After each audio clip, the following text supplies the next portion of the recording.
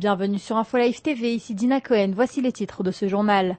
Le rapporteur de l'ONU sur les droits de l'homme Richard Falk avait indigné les autorités israéliennes lorsqu'il a dans le passé comparé les opérations de Tsahal aux crimes des bourreaux nazis. Lors de son arrivée aujourd'hui à l'aéroport Ben Gurion, il a été refoulé et reconduit vers un autre vol en direction de la Suisse.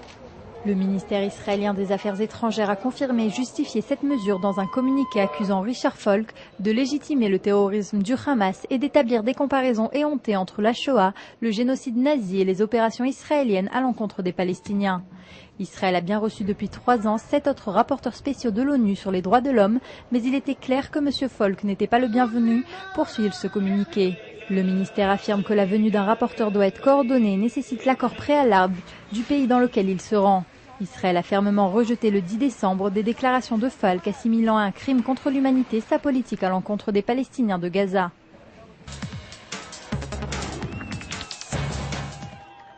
Israël a libéré ce lundi 227 détenus palestiniens en geste de bonne volonté envers le président palestinien Mahmoud Abbas. Les premiers détenus libérés ont été accueillis par la foule à Ramallah. À la mi-journée, les 2 premiers bus transportant les prisonniers ont quitté le camp de détention d'Ofer en Judée-Samarie, gagnant un premier barrage militaire où ils étaient attendus par des centaines de personnes en liesse, brandissant des drapeaux du Fatah, mouvement auquel appartient la majorité des détenus libérés. Le centre universitaire d'Ariel en Samarie vient de publier un rapport statistique sur l'année 2007 indiquant que la population juive de Judée-Samarie a doublé au cours de ces 12 dernières années. Ce rythme de croissance est 3 fois plus important que celui qui a été enregistré à l'intérieur de la ligne verte. À la fin de l'année 2007, on comptait en Judée-Samarie 270 000 habitants. Par ailleurs, il s'avère qu'il s'agit d'une population plus jeune que dans le reste du pays et dont les familles sont plus nombreuses que la moyenne nationale.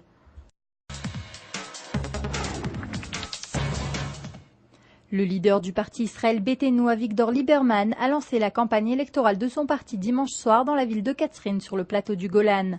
Parmi les différents sujets abordés, il s'est exprimé sur les Arabes israéliens et a souligné que ceux qui souhaitaient renoncer à la nationalité israélienne pourraient le faire sans problème, le plus vite possible, et pour ceux qui hésitent, nous sommes prêts à les aider, a-t-il affirmé.